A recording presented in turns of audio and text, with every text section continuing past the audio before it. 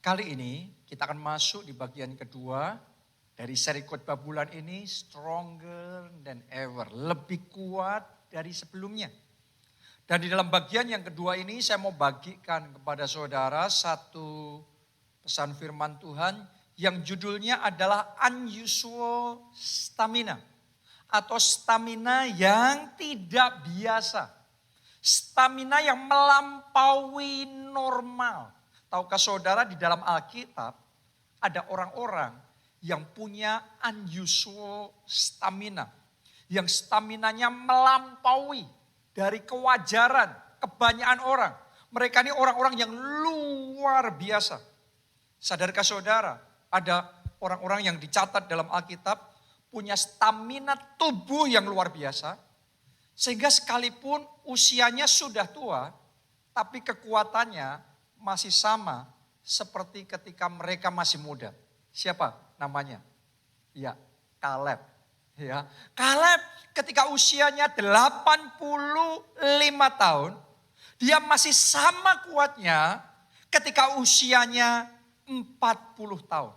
Jadi usia boleh semakin tua, tambah lanjut, tapi kekuatannya terjaga dan terpelihara luar biasa. Itu unusual stamina. Doa saya stamina yang seperti itu diimpartasikan kepada saudara. Anda jemaat keluarga Allah yang mungkin secara usia terus nambah. Saudara mungkin sudah termasuk terhitung yang senior.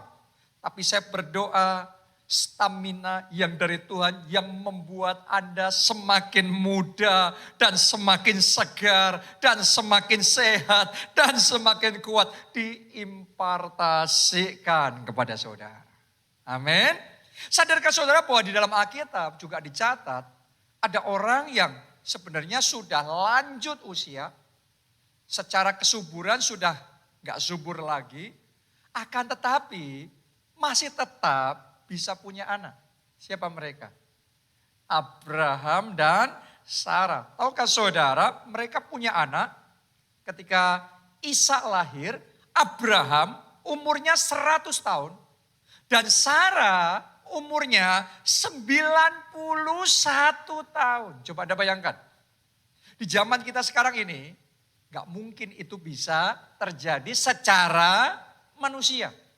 Tetapi Abraham dan Sarah mengalami hal itu. Ini stamina yang unusual, yang tidak wajar. Ini stamina yang melampaui normal. Oke, di dalam Alkitab juga dicatat ada orang-orang yang sendirian saja tapi bisa mengalahkan begitu banyak orang. Artinya stamina fisiknya dan bahkan kemampuan untuk berperangnya itu luar biasa sekali.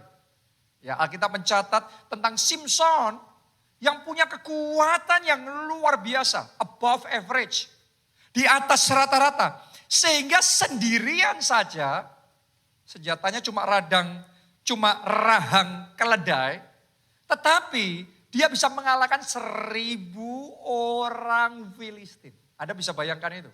Ini amazing. Ini unusual stamina. Alkitab juga mencatat orang-orang yang punya stamina rohani. Stamina iman. Stamina resilience. Ketahanannya luar biasa. Sehingga melalui aniaya, melalui tantangan, melalui penderitaan yang sangat berat sekalipun. Tapi mereka tidak pernah mundur. Tidak goyah dalam iman mereka. Tetap maju berjuang sampai garis akhir menyelesaikan pertandingan iman yang baik dan mengalami kemuliaan Tuhan yang luar biasa. Siapa saja mereka? Ada Rasul Paulus. Ada juga murid-murid Tuhan Yesus. Dan doa saya, saudara semua dan saya jemaat keluarga Allah kita juga menerima stamina rohani, stamina iman yang luar biasa. Sehingga dalam pertandingan iman ini kita gak melenceng di tengah jalan, gak berhenti mundur di tengah jalan, tetapi kita bisa melampaui semua tantangan, melampaui semua masalah. Kita bisa mencapai garis akhir, menyelesaikan rencana Allah yang sempurna, tergenapi, dan kemuliaan Tuhan dinyatakan dalam hidup kita. Karena itu hari ini saya berdoa firman Tuhan ini gak berlalu begitu saja, tetapi Anda alami secara pribadi, terima unusual stamina, yaitu stamina yang melampaui normal, terima itu di dalam nama Tuhan Yesus. Anda bisa melihat, ya bahkan di zaman sekarang ini ada orang-orang yang Tuhan pakai melampaui rata-rata. Luar biasa sekali, diberikan unusual stamina. Ya, ada Pastor David Oyedepo yang selama setahun kemarin melalui masa pandemi, masa resesi, masa krisis. Tapi imannya begitu kokoh. Imannya luar biasa sekali. Sehingga justru di masa ketika yang lainnya slow down, ketika yang lainnya melambat, ketika yang lainnya takut, sembunyi dan gak berani bergerak. Tapi mereka malah gencar pergerakannya dalam setahun, yaitu tahun 2020. Mereka buka 11.000 cabang baru, dengan setiap gereja yang baru itu minimal ada satu pendeta full time yang baru. Jadi dalam setahun mereka minimal perekrutan 11.000 pendeta full time yang baru. Jadi pergerakannya besar, sekalipun mengalami tantangan besar, tidak goyah, tidak gentar, tapi benar-benar jalannya dengan kokoh. Doa saya melalui semua badai tantangan yang sedang terjadi ini, Anda tidak goyah lagi. Ada nggak gentar lagi. Tapi mulai hari ini Anda bangkit dengan iman yang kokoh, bergerak maju bersama Tuhan dan mengalami terobosan-terobosan yang besar terjadi dalam hidup saudara. Pandemi ini tidak akan menghentikan. Pandemi ini tidak akan menghalangi saudara. Pandemi ini akan jadi batu lompatan untuk Anda terbang lebih tinggi, melakukan perkara-perkara lebih besar bersama Roh Kudus. Amin. Ya, saya juga cerita sama saudara tentang Pastor E.A. Adeboye yang luar biasa sekali. Stamina rohaninya, ya dia benar-benar menjaga integritasnya, kekudusannya dengan sedemikian rupa dari sejak awal pelayanan sampai dia sekarang sudah hampir usianya 80 tahun. Tapi dia konsisten, dia tidak melenceng ke kiri atau ke kanan, tapi dia tetap berjalan lurus, hidup dalam perkenanan Tuhan dan dipakai oleh Tuhan untuk membangun gereja terbesar di dunia sekarang ini. Jemaatnya sekitar 7 juta jiwa.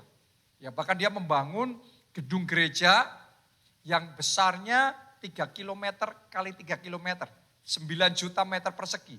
900 hektar. Anda bayangkan, itu cuma gedung gerejanya.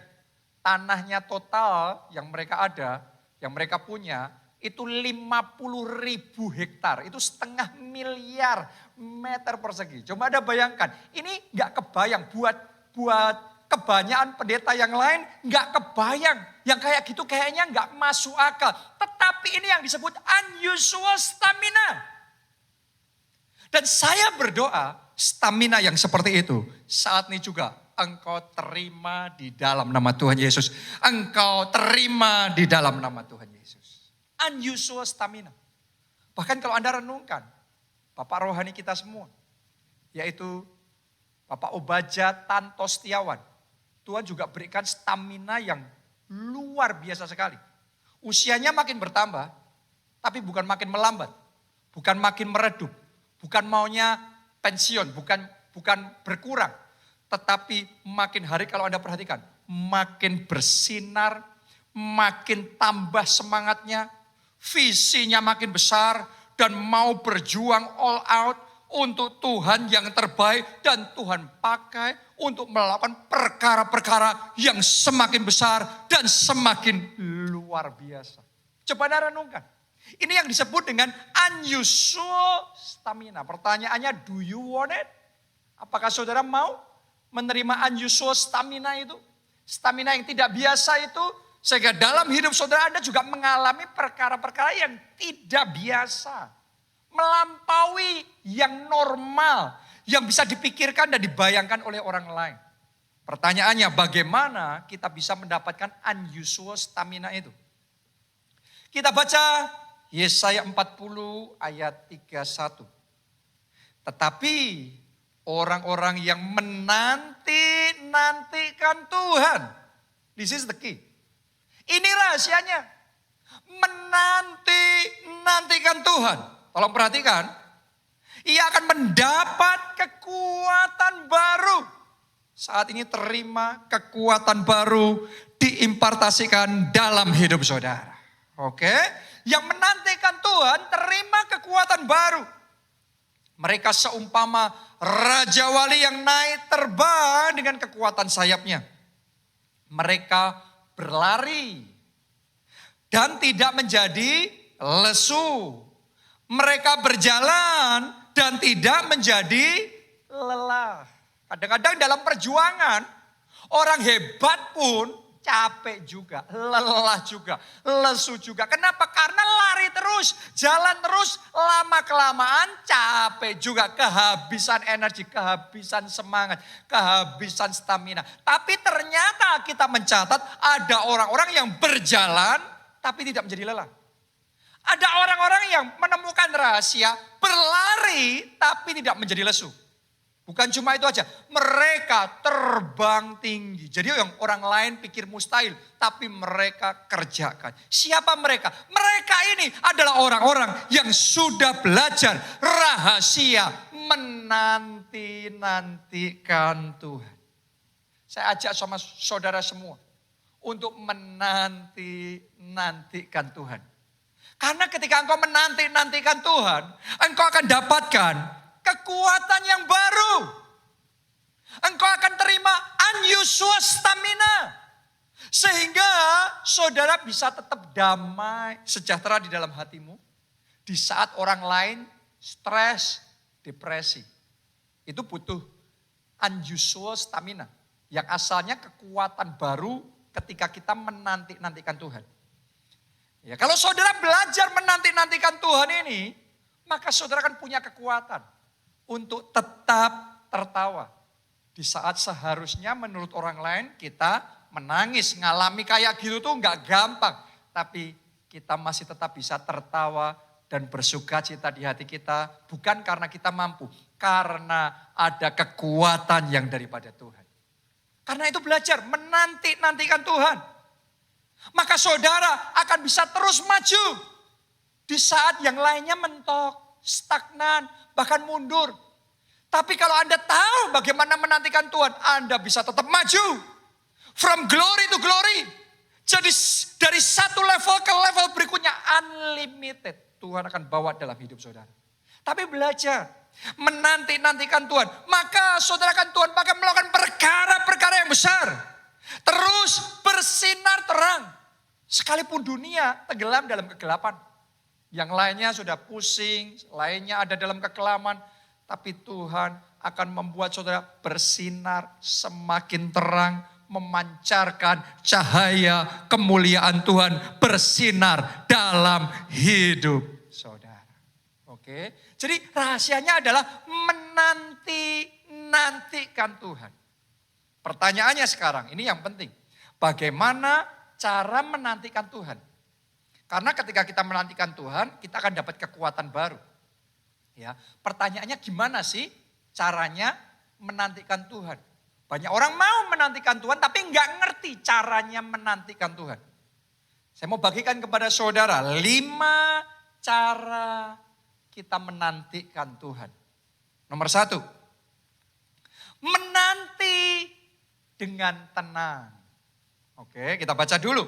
Ratapan 3 ayat 24 sampai ayat 26. Tuhan adalah bagianku, kata jiwaku. Oleh sebab itu aku berharap kepadanya. Tuhan adalah baik bagi orang yang berharap kepadanya. Bagi jiwa yang mencari dia. Ayat 26 tolong perhatikan.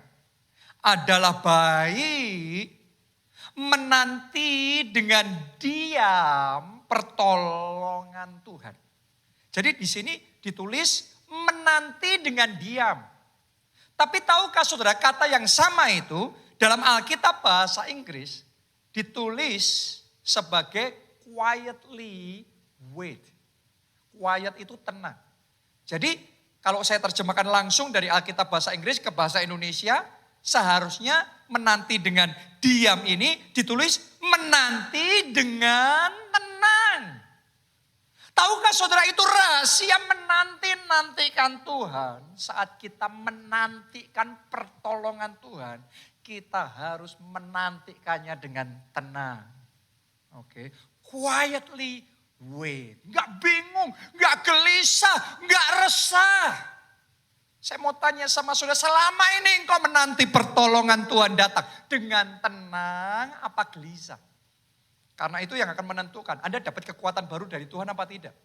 Karena kalau salah cara menantikannya Tuhan, gak heran Anda gak dapat apa-apa. Tapi kalau sudah tahu menantikan Tuhan dengan tenang. Karena kita ngerti pertolongan Tuhan datang tepat waktu. Tuhan kita tidak pernah terlambat. Ketika dia bekerja, dia akan membuat segala sesuatu indah pada waktunya. Karena itu kita menanti dengan tenang. Ketika saudara menanti mujizat kesembuhanmu, Anda menanti dengan tenang atau dengan gelisah. Ya. Sementara kita semua menanti selesainya masa pandemi ini. Saya mau tanya sama saudara, Anda melalui semuanya ini dengan depresi, stres, frustrasi, atau dengan tenang? Karena saudara harus ngerti bahwa semua itu butuh penggenapan waktu. Tuhan yang sama yang ngomong sama Yusuf, akan ada 7 tahun kelimpahan. Tuhan yang sama juga ngomong sama Yusuf, akan terjadi 7 tahun kelaparan. Coba Anda renungkan. Sebagian orang berpikir, ya kalau Tuhan harusnya mampu dong membalikkan kelaparan. Tapi ada maksud Tuhan di balik semuanya itu. Jadi haruslah genap 7 tahun kelaparan itu selesai dan genap waktunya. Dan Yusuf beda sama yang lainnya. Yang lainnya melewati 7 tahun kelaparan itu dengan gelisah, dengan resah, dengan khawatir. Tapi Yusuf menanti waktunya Tuhan dengan tenang. Doa saya mulai hari ini, sementara pandemi masih berlangsung, kita nggak ngerti kan kapan waktunya untuk semua ini selesai. Tapi saya berdoa ketenangan yang dari Tuhan diberikan dalam hati saudara. Mulai hari ini tidak lagi resah, tidak lagi gelisah. Anda bisa quietly wait upon the Lord. Anda bisa menanti-nantikan Tuhan dengan tenang. Ini penting sekali. Karena kalau saudara gelisah, kegelisahan itu akan mengeringkan kekuatan kita. Tapi saudara bisa tenang. Menanti Tuhan dengan tenang itu menarik kekuatan dari Tuhan. Diimpartasikan, mengalir di dalam kehidupan kita. Jadi mulai hari ini belajar yang pertama, menanti Tuhan dengan tenang. Kesembuhanmu pasti terjadi, mujizatmu pasti terjadi, pemulihan keluarga pasti terjadi, berkat-berkat pasti tercurah. Karena itu menantikan Tuhan dengan tenang. Oke, itu yang pertama. Yang kedua sekarang, menanti dengan siap siaga. Ini rahasia yang kedua kalau Anda mau dapat kekuatan baru dari Tuhan. Anda harus ngerti pentingnya menanti dengan siap siaga. Tenang sih yang pertama, tapi siaga, siap siaga. Lukas 12 ayat 35 sampai 40. Hendaklah pinggangmu tetap berikat dan pelitamu tetap menyala.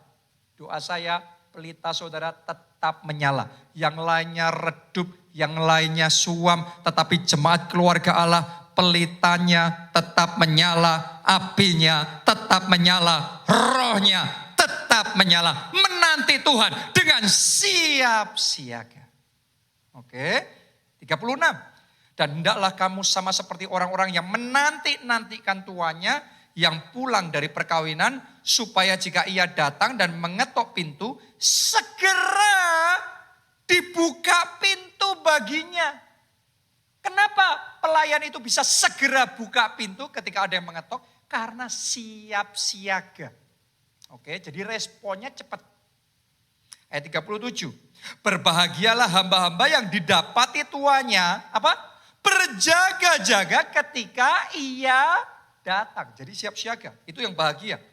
Aku berkata kepadamu, sesungguhnya ia akan mengikat pinggangnya dan mempersilakan mereka duduk makan, dan ia akan datang melayani mereka. Dan apabila ia datang pada tengah malam atau pada dini hari dan mendapati mereka berlaku demikian, maka berbahagialah mereka. Jadi kalau saudara menantikan Tuhan, rahasia yang kedua, saudara harus belajar menantikan Tuhan itu siap siaga. Kapanpun Tuhan bergerak, kita ready, kita siap meresponi Tuhan yang paling pertama. Karena ini akan menentukan Anda dapat kekuatan dari Tuhan apa tidak. Kalau Anda pelajari di dalam Alkitab, ada kisah tentang kolam Bethesda, di mana sewaktu-waktu malaikat Tuhan akan turun, menggoncangkan air di kolam itu sehingga berbuih airnya. Dan Alkitab mencatat begini, yang paling cepat, yang paling sigap, yang paling siap terjun di kolam itu ketika airnya berbuih, dia yang terima mujizat. Sedangkan yang lainnya yang terlambat, yang gak siap, yang kalah cepat, ngelakuinnya sama loh, terjunnya sama loh, kolamnya sama. Tapi nggak dapat apa-apa. Bedanya apa? Yang satu ready, yang lainnya enggak. Saya berdoa jemaat keluarga Allah, saudara termasuk yang ready, termasuk yang sigap, termasuk yang siap siaga. Sehingga ketika Tuhan bergerak, Anda merespon. Ketika Tuhan memberi rema, Anda yang paling pertama bertindak. Kalau Anda kerjakan itu, Anda akan melihat kuasa Tuhan bekerja. Terima mujizatmu, terima jawaban doamu, terima terobosan terjadi dalam hidup saudara. Jadi bagaimana kita meresponi Tuhan, itu menentukan kita mengalami kemuliaan Tuhan apa tidak. Itu juga yang dilakukan oleh Abraham. Saudara boleh teliti di dalam Alkitab, Anda akan menemukan setiap kali Tuhan suruh Abraham melakukan sesuatu, Abraham itu enggak pakai nunda, enggak pakai nunggu konfirmasi berlama-lama antara ya tidak. Abraham itu selalu siap siaga. Pokok dia ngerti Tuhan suruh, dia maju. Dia jalan, dia kerjakan. Ketika Tuhan ngomong sama dia, Abraham kamu pergi dari negeri asalmu, dari keluargamu, ke tempat yang aku akan tunjukkan kepadamu. Dia langsung merespon. Jadi Anda bisa teliti itu. Apapun Tuhan ngomong, Abraham langsung merespon tanpa delay. Ya bahkan ketika Tuhan suruh Abraham mempersembahkan anaknya sendiri. Anda coba renungkan. Alkitab mencatatnya begini. Pagi-pagi benar, Abraham sudah berangkat untuk melakukan yang Tuhan suruh. Jadi Abraham ini dalam menantikan Tuhan, dia tahu rahasia menantikan Tuhan dengan siap siaga. Gak heran, dia dapat berkat yang besar, dia jadi bapa banyak bangsa. Saya berdoa engkau gak melewatkan berkatmu, engkau gak melewatkan mujizatmu, engkau gak melewatkan terobosanmu gara-gara gak siap, gara-gara terlambat. Saya dalam hidup saya perhatikan ada momen-momen kalau Tuhan suruh saya ngelakuin sesuatu dan saya berlama-lama mengerjakan hal itu, maka momen itu akan lewat. Kalau sudah lewat ya sudah. Saya nggak ngalami apa-apa. Tapi ketika saya meresponi secepat mungkin, Tuhan suruh nabur, saya nabur. Tuhan suruh saya ngampuni, saya mengampuni. Tuhan suruh saya untuk melakukan sesuatu, saya segera kerjakan. Dan saya bisa melihat setiap kali saya bertindak sesuai dengan yang Tuhan suruh. Tuhan kita selalu setia. Dia akan nyatakan kemuliaannya dalam hidup kita. Karena itu belajar menantikan Tuhan dengan siap siaga. Apa yang Tuhan suruh Anda belum lakukan sampai sekarang? Apa rema yang Tuhan kasih sama saudara yang belum Anda kerjakan sampai sekarang? Seringkali ketidaksiapan kita itu yang merebut mujizat kita. Seringkali ketidaksigapan kita itu yang merampas berkat Tuhan dari hidup kita. Karena itu hari ini belajarlah menantikan Tuhan dengan siap siaga. Anda akan melihat kekuatan baru Tuhan curahkan dalam hidup saudara. Oke? Yang ketiga sekarang, menanti dengan rendah hati. Jadi dalam firman Tuhan ini, semua ayatnya saya akan tunjukkan sama saudara. Tentang menantikan Tuhan apa saja yang dicatat dalam Alkitab. Ternyata yang ketiga, menantikan Tuhan dengan rendah hati. Mazmur 123 ayatnya yang kedua. Lihat. Seperti mata para hamba laki-laki memandang kepada tuannya. Jadi kalau saudara memandang Tuhan, itu memandang seperti hamba kepada tuannya. Seperti mata hamba perempuan memandang kepada tangan nyonyanya. Demikianlah mata kita memandang kepada Tuhan Allah kita sampai Ia mengasihani kita. Jadi ternyata menantikan Tuhan butuh yang namanya hati hamba. Hati hamba itu bicara tentang kerendahan hati. Sehingga kita bisa ngomong tanpa Tuhan, tanpa belas kasihan Tuhan, kita bukan siapa-siapa. Kalau Tuhan tidak bergerak, kita nggak mungkin sanggup. Jadi kita butuh merendahkan hati, menantikan Tuhan, ngikutin Tuhan. Butuh yang namanya kerendahan hati. Sayangnya sebagian orang belum ngerti prinsip pentingnya rahasia kerendahan hati ini. Akibatnya bukannya rendah hati, tapi malah pongah, tinggi hati. Itu yang jadi penghalang orang terima anugerah Tuhan. Masih ingat gak saudara? Panglima kerajaan Aram yang namanya Naaman. Awalnya dia tinggi hati. Awalnya dia pongah. Dia butuh kesembuhan nih. Ya, datang ke tempatnya Nabi Elisa. Terus kemudian disuruh sama hambanya Nabi Elisa. Dia sampaikan pesan dari Nabi Elisa kepada Naaman. Untuk ke sungai Yordan dan menenggelamkan diri 7 kali. Nah, ketika Naaman melihat, kok Nabi Elisa enggak nemuin dia sendiri? Kok cuma suruh bawaannya saja? Bahkan kok disuruh untuk menenggelamkan diri di sungai Yordan, sungai yang dia anggap jelek, sungai yang dianggap kotor. Kok disuruh melakukan sesuatu yang rendah seperti itu? Dia marah, dia jengkel dan dia mau pulang. Saya mau ngomong sama saudara, dia enggak sadar tapi di mata Tuhan itu pongah. Di mata Tuhan itu tinggi hati. Gara-gara kepongahan, gara-gara tinggi hati itu hampir saja Naaman kehilangan mujizatnya. Hampir saja Naaman kehilangan kesembuhan ilahinya. Harusnya dia bisa disembuhkan, tapi kalau tetap sombong, tetap pongah, dia nggak bisa disembuhkan. Saya perhatikan banyak orang kehilangan mujizat.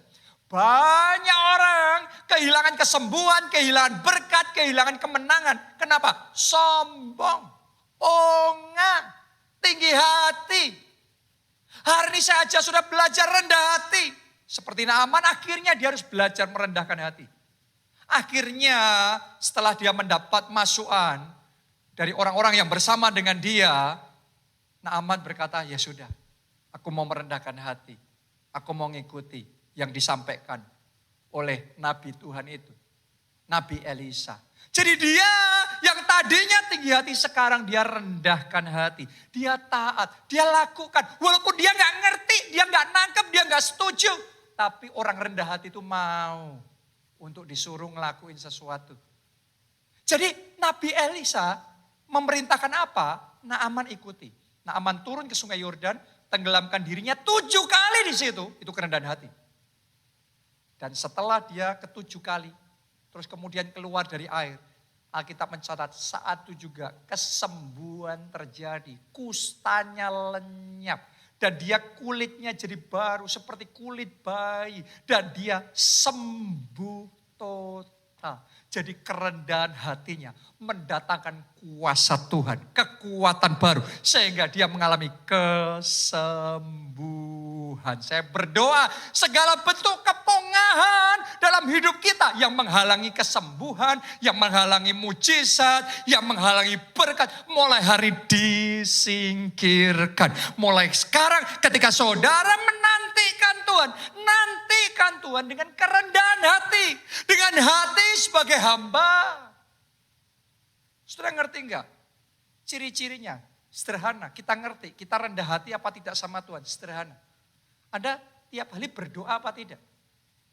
Saudara tiap hari meluangkan waktu, baca firman, merenungkan firman Tuhan apa tidak? Kadang-kadang kita nggak sadar loh kalau kita sombong. Kita pikir itu sombong hanya sekedar perbuatan yang kasar, yang kayaknya wah melebih-lebihkan sesuatu. No. Anda harus ngerti di mata Tuhan ketika kita ngomong saya nggak punya waktu doa, nggak punya waktu firman Tuhan. Itu sama dengan kita nggak butuh Tuhan. Itu namanya sombong. Kita harus koreksi diri kita masing-masing. Jangan-jangan ada kesombongan, ada kepongahan. Dan itu tidak berkenan. Kayaknya kita sanggup tanpa Tuhan. Kerja tanpa Tuhan sanggup. Mampu kita tanpa dapat rema dari Tuhan bisa. Nggak perlu dikasih lampu hijau dulu sama Tuhan, jalan dulu. Kadang-kadang sebagian orang saya perhatikan baca firman Tuhan terus pilih-pilih. Yang ini saya mau, setuju. Yang ini enggak setuju. Kita harus ngerti siapa kita enggak setuju firman Tuhan. Siapa kita merasa berhak melakukan enggak melakukan firman Tuhan. Kayaknya seolah-olah kita setara sama Tuhan. Tanpa sadar kita pongah. Kita sombong di mata Tuhan. Firman Tuhan ngomong rendahkan hati di hadapan Tuhan. Di bawah tangan Tuhan yang kuat. Maka ia akan meninggikan engkau pada waktunya. Jadi mari belajar singkirkan kepongahan hati. Kadang-kadang sebagian orang tersinggung. Ketika dengar firman Tuhan ngomong tentang persembahan persepuluhan. Ngomong tentang menabur dan menuai. Tapi marah.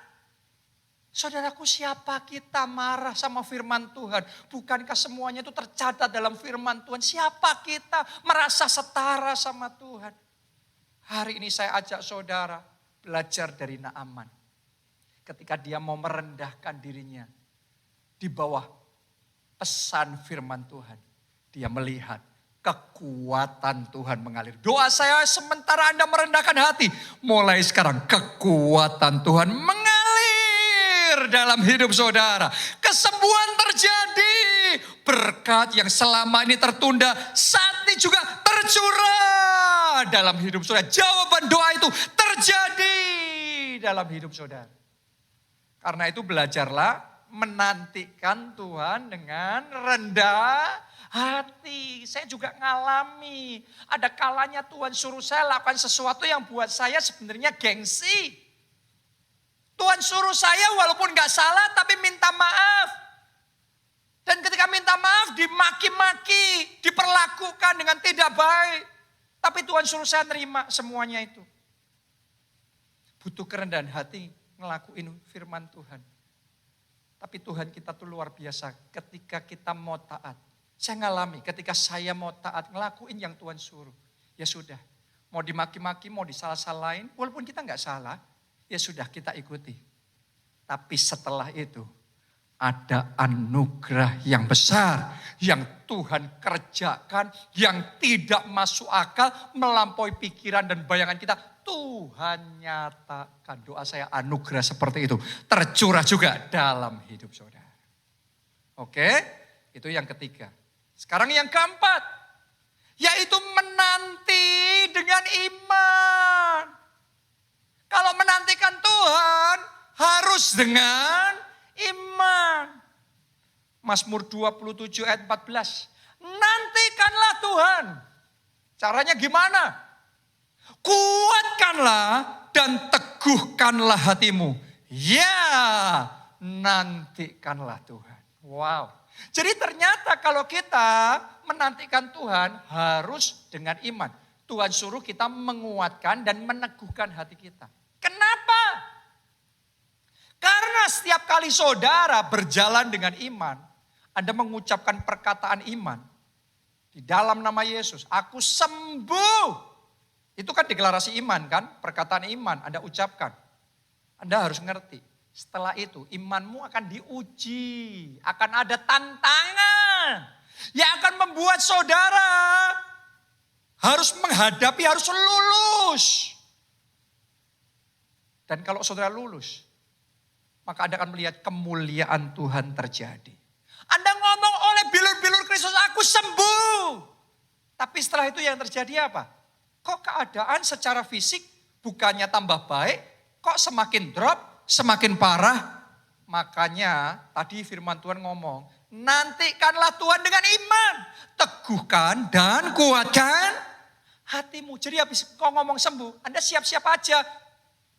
Ketika ujian iman itu datang, ketika keadaan bukan semakin baik tapi semakin buruk, Anda tetap berdiri kokoh dalam iman. Kalau engkau enggak goyah, engkau lulus ujian iman itu, engkau akan melihat kemuliaan Tuhan dinyatakan.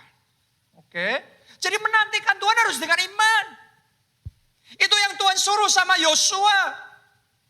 Ketika dia mau disuruh Tuhan memimpin bangsa Israel masuk ke tanah perjanjian. Tuhan ngomong, Yosua, kuatkan dan teguhkan hatimu. Kenapa? Karena di satu sisi memang Tuhan berjanji memberikan tanah itu kepada mereka. Tapi Tuhan tahu mereka akan berperang menghadapi raksasa besar. Orang-orang kuat. Kalau Yosua goyah, jadi dia sudah terima janji.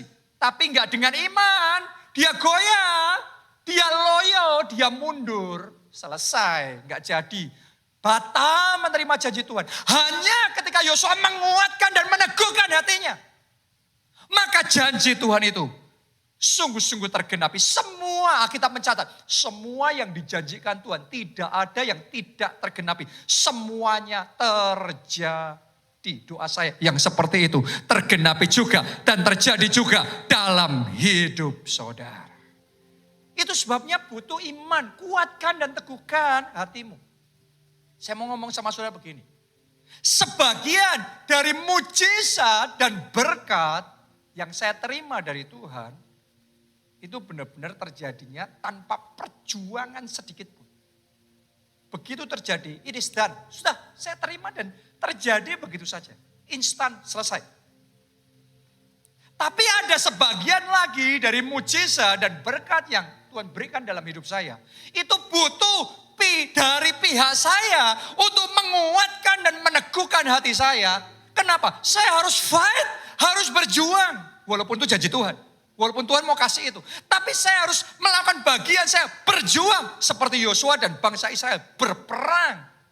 Baru mereka dapatkan tanah perjanjian itu. Saya juga harus berperang dan berjuang sampai janji Tuhan itu tergenapi. Itu butuh iman, karena itu kuatkan dan teguhkan hatimu. Jadi buat saudara yang sedang mengalami ujian iman, jangan meragukan janji Tuhan, jangan meragukan rema yang pernah Tuhan ngomong sama saudara. Dia kalau ngomong Anda sembuh, Anda sembuh.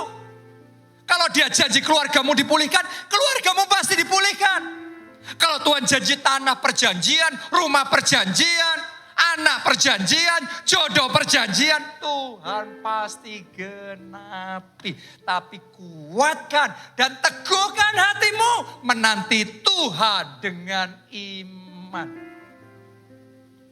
Itu yang keempat. Yang terakhir, yang kelima. Menanti dengan sabar. Ini yang kelima.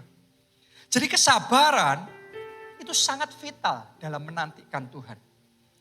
Saya bacakan Yakobus 5 ayat 7 sampai 8. Karena itu, saudara-saudara, bersabarlah sampai kepada kedatangan Tuhan. Sesungguhnya petani menantikan hasil yang berharga dari tanahnya, dan ia sabar sampai telah turun hujan musim gugur dan hujan musim semi. Kamu juga harus bersabar. dan harus meneguhkan hatimu. Karena kedatangan Tuhan sudah dekat. Saya mau ngomong sama saudara, rahasia terakhir yang kita perlukan menantikan Tuhan, yaitu kesabaran. Ini vital nih. Anda mau dapat janji Tuhan, Anda mau dapat kekuatan baru, Anda mau dapat unusual stamina, butuh kesabaran. Petani aja untuk sampai nuai butuh kesabaran. Sabar membajak tanahnya, sabar mengairi, menggemburkan tanahnya, sabar untuk menaburkan benihnya, sabar memelihara. Harus sabar, sabar lagi, sabar lagi, sabar lagi. Baru tuaian yang berharga itu dia dapatkan. Demikian juga dengan kita. Saya ajak saudara sementara menantikan Tuhan. Nantikan Tuhan dengan sabar. Sabar di dalam berdoa. Sabar di dalam melayani Tuhan. Sabar dalam bersaksi. Sabar dalam menyelamatkan jiwa-jiwa. Sabar terus berjuang dan memberikan yang terbaik buat Tuhan. Melalui kesabaran Anda akan melihat kemuliaan Tuhan dinyatakan dalam hidup saudara. Saya perhatikan sebagian orang Kristen belum mengerti prinsip kesabaran ini. Sehingga setelah mereka melakukan semua yang mereka ngerti harus dilakukan, terus kemudian belum mengalami apa-apa, mereka pikir percuma. Apa itu doa profetik? Apa itu mujizat? Gak terjadi, gak aku alami. Apa itu pondok Daud? Apa itu puasa? Sia-sia. Mana buktinya saya nggak ngalami? Saya mau ngomong sama saudara, butuh kesabaran. Abraham sudah melakukan semua yang harus dilakukan. Tetapi tetap untuk satu masa dia belum mengalami penggenapan janji Tuhan. Dia belum punya anak, Ishak belum lahir. Jadi setelah semua yang Abraham lakukan, Abraham harus menambahkan satu hal, yaitu kesabaran. Dan Alkitab mengatakan dengan sabar itu Abraham memperoleh apa yang dijanjikan Tuhan kepadanya. Saya mau ngomong sama saudara, kalau Anda sudah melakukan semua yang firman Tuhan suruh Anda lakukan, Anda butuh satu lagi, yaitu kesabaran. Nantikan Tuhan dengan sabar, maka engkau akan melihat kemuliaan Tuhan dinyatakan dalam hidup saudara. Jadi saya percaya hari ini firman Tuhan akan melakukan sesuatu yang istimewa dalam hidup kita. Dan kalau Anda tahu menanti-nantikan Tuhan dengan benar, sesuai petunjuk firman Tuhan hari ini, maka saat ini juga kekuatan baru dari Tuhan tercurah dalam hidup saudara. Dan stamina ilahi, unusual stamina yang melampaui normal itu diimpartasikan dalam hidup saudara. Are you ready? Apakah Anda siap? Apakah Anda mau? Mari kita bangkit berdiri. Kita nyanyikan lagu ini bersama-sama. Aku rindukan Roh Kudus. Mari katakan. Kami mau menantikan Engkau, ya Roh Kudus, lebih dari segalanya di hidupku. Mari semuanya dengan rendah hati katakan, Kau kuperlukan Roh Kudus. Mari sadari dan katakan, Kau kubutuhkan, ya Roh Kudus. Lebih dari semua yang ada di hidupku.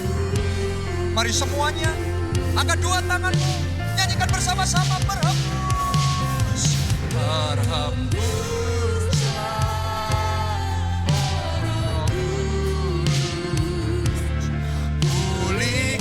Setiap hati yang terbuka bagimu, nyatakanlah, oh Roh Kudus,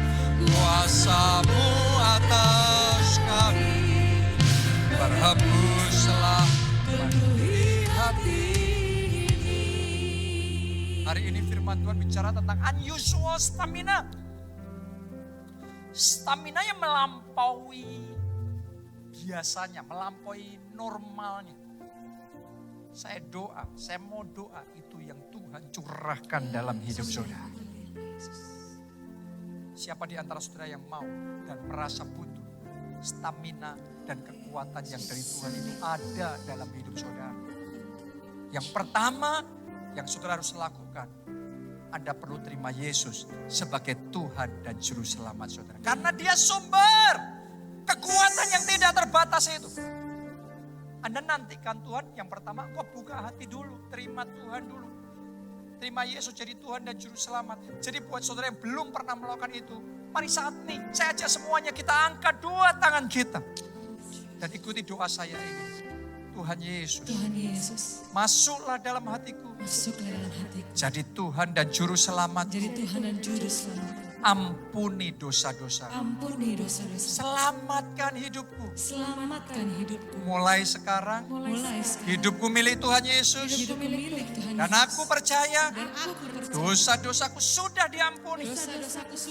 Dan aku punya jaminan keselamatan dalam kerajaan surga. Terima kasih Tuhan Yesus. Amin. Mari semuanya angkat dua tangan, kita berdoa buat keluarga kita. Kita berdoa buat teman-teman kita yang belum terima pengampunan dosa, yang belum terima anugerah keselamatan. Mari kita berdoa, Tuhan, biar belas kasihan-Mu atas keluargaku, biar belas kasihan-Mu atas teman-temanku, biar belas kasihan-Mu. Ya Roh Kudus, bekerjalah, selamatkan mereka, lembutkan hati mereka, lembutkan hati mereka. Jamah ya Roh, jamah ya Roh, jamah ya Roh Kudus. Ora lawasyara lawakasya. Pakai aku Tuhan untuk jadi saksimu. Pakai aku untuk selamatkan keluargaku. Pakai aku untuk selamatkan teman-temanku. Pakai aku ya Roh Kudus. Oh, terima kasih. Terima kasih. Yang kedua saudaraku, untuk kita menerima kekuatan yang dari Tuhan sehingga kita bisa punya unusual stamina itu. Stamina yang melampaui normal itu. Kita butuh menanti-nantikan Tuhan. Alkitab orang yang menantikan Tuhan. Berjalan tapi enggak jadi lemah. Berlari tidak menjadi lesu. Bahkan dengan kekuatan sayap akan terbang tinggi. Wow, saya berdoa saudara semua terima kekuatan yang seperti itu. Karena itu mari ambil komitmen untuk menantikan Tuhan. Untuk menantikan Roh Kudus. Anda yang mau, mari angkat dua tangan saudara. Katakan, ya Roh Kudus. Lebih kuat lagi, ya Roh Kudus. Aku mau. Aku komit. Menantikan Tuhan. Mari semuanya berdoa. Oh, aku mau menantikan Tuhan. Dengan tenang. Tidak gelisah. Aku mau menantikan Tuhan. Dengan kesiapan. Siap siaga. Cepat meresponi. Aku mau menantikan Tuhan dengan rendah hati. Ajari aku merendahkan hati di hadapan Tuhan. Aku mau menantikan Tuhan dengan iman. Dengan iman. Aku juga mau menantikan Tuhan dengan sabar. Dengan sabar. Oh, ajari kami Tuhan. Ajari Tuhan. Menantikan Tuhan. Mari semuanya katakan. Hembuslah, oh Roh Kudus, pulihkan setiap hati yang terbuka bagimu. Nyatakanlah, oh Roh Kudus, kuasa-Mu atas kami. Berhembuslah, penuhi hati.